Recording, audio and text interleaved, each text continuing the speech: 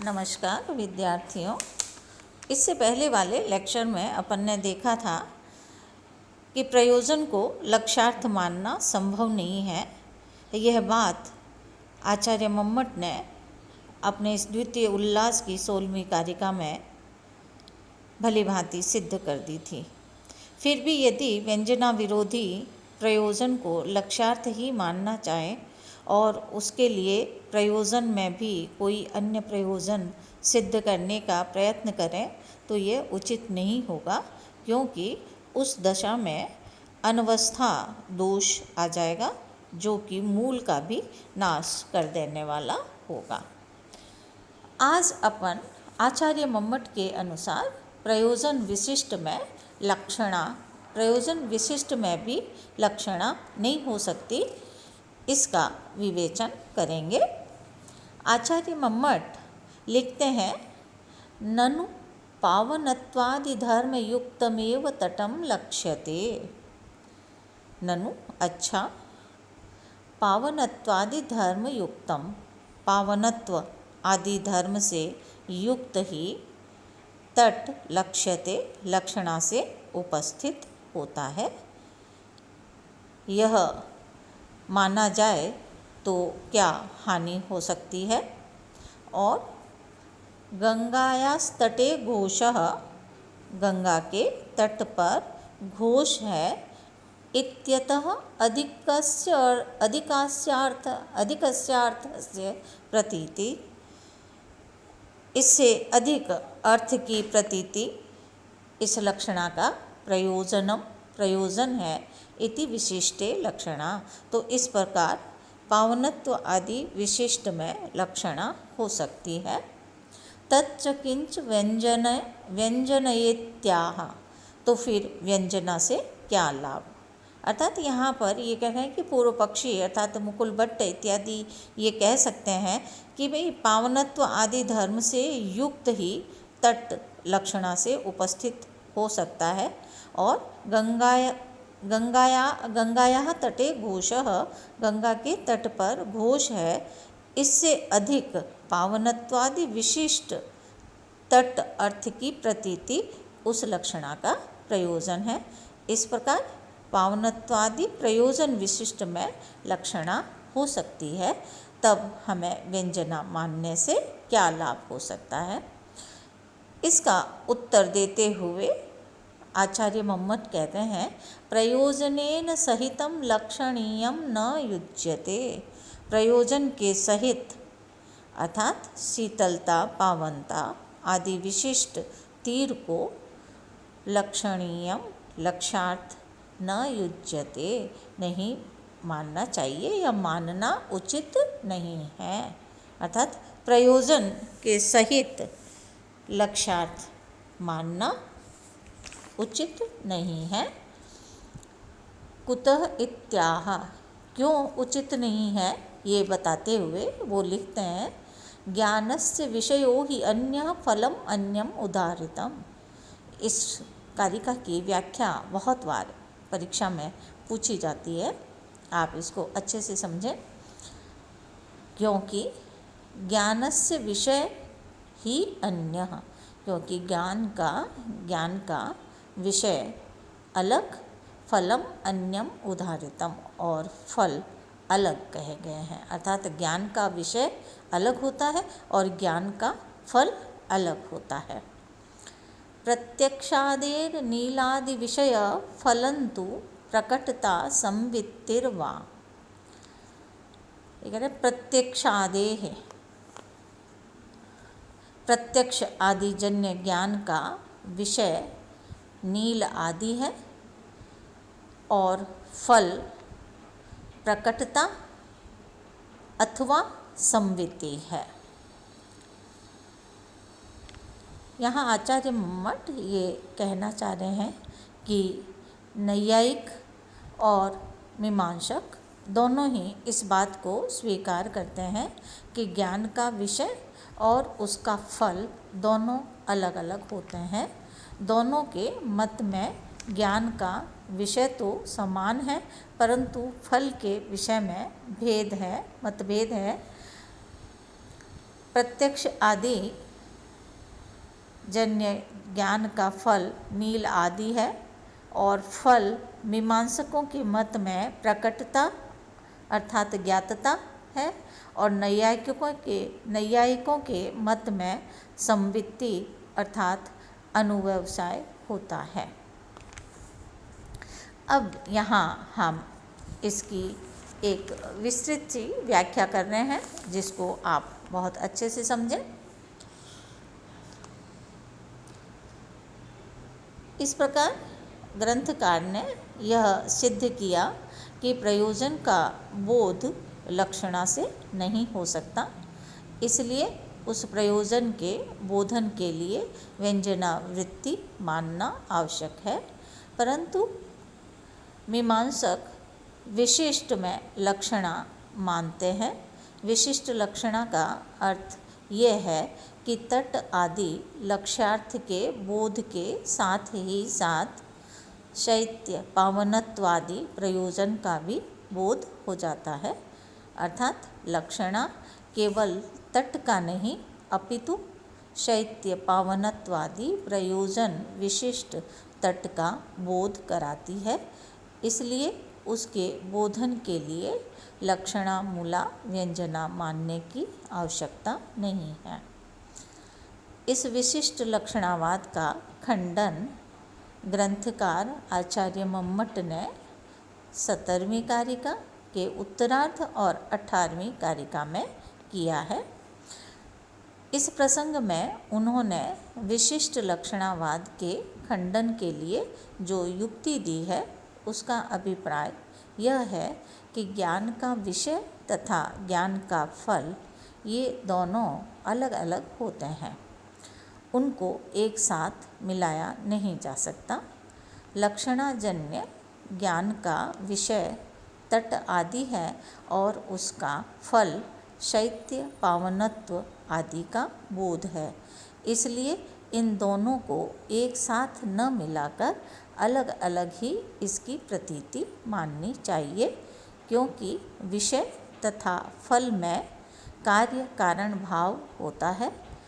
ज्ञान का विषय ज्ञान का कारण होता है और ज्ञान का फल ज्ञान का कार्य होता है, इसलिए उनकी समकालीन उपस्थिति नहीं हो सकती। ज्ञान का विषय और ज्ञान का फल दोनों अलग अलग होते हैं। इस बात को सिद्ध करने के लिए ग्रंथकार ने न्याय और मीमांसकों की दार्शनिक प्रक्रिया की चर्चा की है। नैयायिक और मीमांसक मानते हैं कि घट पट आदि विषयों का जो ज्ञान होता है उसके विषय घट पट आदि होते हैं और वे ज्ञान के प्रति कारण होते हैं, इसलिए उनकी सत्ता ज्ञान से पहले रहती है। सभी दार्शनिक इस सिद्धांत को मानते हैं, परंतु ज्ञान का फल क्या होता है इस विषय में न्याय और मीमांसा दर्शन के सिद्धांतों में मतभेद है।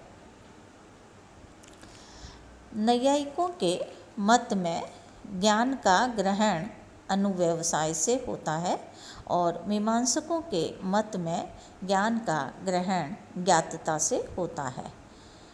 नैयायिकों का अनुव्यवसाय भी अयम घटः इस ज्ञान से उत्पन्न होता है और मीमांसकों की ज्ञातता भी अयम घटः इस ज्ञान से ही उत्पन्न होती है। फिर इन दोनों में मौलिक अंतर क्या है जिसके कारण इन दोनों का अलग सिद्धांत माना जाए?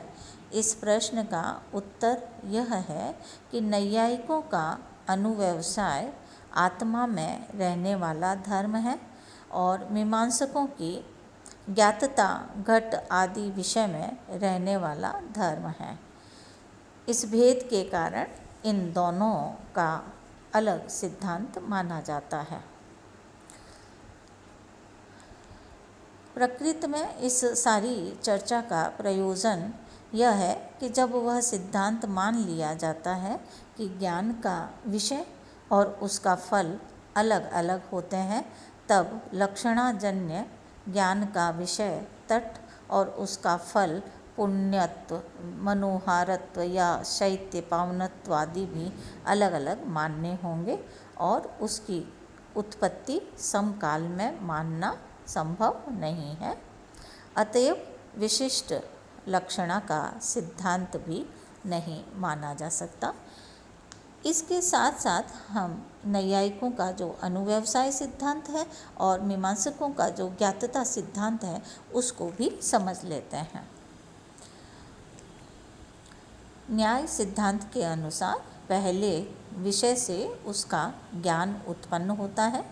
घट या नील आदि विषयों का ग्रहण तो प्रत्यक्षादि प्रमाणों से हो जाता है, परंतु ज्ञान का ज्ञान कैसे होता है, इस प्रश्न के समाधान के लिए नैयायिक अनुव्यवसाय की कल्पना करते हैं। अनुव्यवसाय का अर्थ ज्ञान का ज्ञान है। पहले अयम घटः इस प्रकार ज्ञान होता है और उसके बाद घट ज्ञानवान अहम या घटम अहम जानामि इस प्रकार का ज्ञान होता है। इनमें से यह घट है इस प्रकार का पहला ज्ञान व्यवसायात्मक ज्ञान कहलाता है और उसके बाद मैं घट को जानता हूँ या मुझे घट का ज्ञान होता है, ये दूसरा ज्ञान अनुव्यवसाय कहलाता है। अयम घटः इस प्रकार ज्ञान का, इस प्रथम ज्ञान का विषय घट होता है और घटम अहम जानामि या घट ज्ञानवान अहम इस दूसरे ज्ञान का विषय घट ज्ञान होता है। इसलिए वह अनुव्यवसाय जैसे पहले व्यवसायात्मक ज्ञान अपने विषय घट से उत्पन्न होता है, इसी प्रकार दूसरा ज्ञान अपने विषय व्यवसायात्मक घट ज्ञान से उत्पन्न होता है, इसलिए वह अनुव्यवसाय कहलाता है। मीमांसकों का ज्ञातता सिद्धांत। मीमांसकों का ज्ञातता सिद्धांत इससे थोड़ा भिन्न है। नैयायिकों ने अयम घटः इस ज्ञान के होने के बाद उसमें घट ज्ञानवान या घटमहम जानामि इत्यादि रूप अनुव्यवसाय की उत्पत्ति मानी है, परंतु मीमांसक अनुव्यवसाय के स्थान पर ज्ञातता धर्म की उत्पत्ति मानते हैं। उनका कहना यह है कि अयम घटः इस प्रकार का ज्ञान होने के बाद ज्ञातो मया घटः इस प्रकार की प्रतीति होती है और इस प्रतीति में घट में रहने वाला ज्ञातता नामक धर्म भासता है और यह धर्म ज्ञान से पहले घट में नहीं था, ज्ञान होने के बाद आया है, इसलिए वह ज्ञान से उत्पन्न हुआ है। ज्ञान उसका कारण है और कारण के बिना कार्य उत्पन्न नहीं होता, इसलिए ज्ञान के बिना ज्ञातता धर्म भी घट में उत्पन्न नहीं हो सकता था, परंतु ज्ञातता धर्म घट में उत्पन्न हुआ है और ज्ञातो मया घटः इस प्रतीति में भास रहा है, इसलिए उसका कारण ज्ञान अवश्य होना चाहिए। इस प्रकार ज्ञातता की अन्यथा अनुपपत्ति होने के कारण ज्ञातता से ज्ञान का ग्रहण होता है, यह मीमांसकों का सिद्धांत है। लेकिन नैयायिक और मीमांसक ये दोनों इस बात को तो मानते हैं कि ज्ञान का विषय अलग होता है और ज्ञान का फल अलग होता है। विषय ज्ञान का कारण होता है, इसलिए उसकी स्थिति ज्ञान के पहले रहती है तथा फल ज्ञान का कार्य होता है, इसलिए उसकी उत्पत्ति ज्ञान के बाद होती है। इसलिए लक्षणाजन्य ज्ञान के विषय तटादि और उसके फल पुण्यत्व, मनोहरत्व आदि, शैत्य पावनत्व आदि की स्थिति भी अलग अलग है। उन दोनों की समकालीन उत्पत्ति नहीं हो सकती, इस कारण प्रयोजन के सहित तट आदि को लक्ष्यार्थ मानना उचित नहीं है, संगत नहीं है। आगे ये कह रहे हैं विशिष्टे लक्षणा नैवम इस प्रकार विशिष्ट में लक्षणा नहीं हो सकती। विशेषा स्युस्तु लक्षिते, हाँ लक्षित अर्थ में विशेष हो सकता है, अर्थात पहले लक्षणा से केवल तट की उपस्थिति होने के बाद लक्षणा मूलक व्यंजना से उस तटादि रूप लक्ष्य अर्थ में शैत्य पावनत्व आदि प्रयोजनों की प्रतीति हो सकती है। तटादौ ये विशेषाः, तट आदि लक्ष्यार्थ में पावनत्वादयः, ये पावनत्व आदि विशेष हैं, ते वे अभिधा तात्पर्य लक्षणाभ्याम व्यापारांतरेण गम्याः, वे अभिधा तात्पर्य और लक्षणा से भिन्न व्यापार से गम्य है। तच्च, और व्यंजन ध्वनन द्योतनादि शब्द वाच्यम अवश्यमेव उषितव्यम, और व्यंजना ध्वनन द्योतन आदि शब्दों से गम्य वह हमें अवश्य ही उषितव्यम मानना चाहिए, उसके बिना प्रयोजन आदि का बोध नहीं हो सकता। एवं लक्षणा मूलम व्यंजकत्वम उक्तम, इस प्रकार हमने यहाँ लक्षणा मूला व्यंजना का वर्णन समाप्त हुआ, अर्थात यहाँ तक हमने लक्षणा मूला व्यंजना को बताया है। धन्यवाद।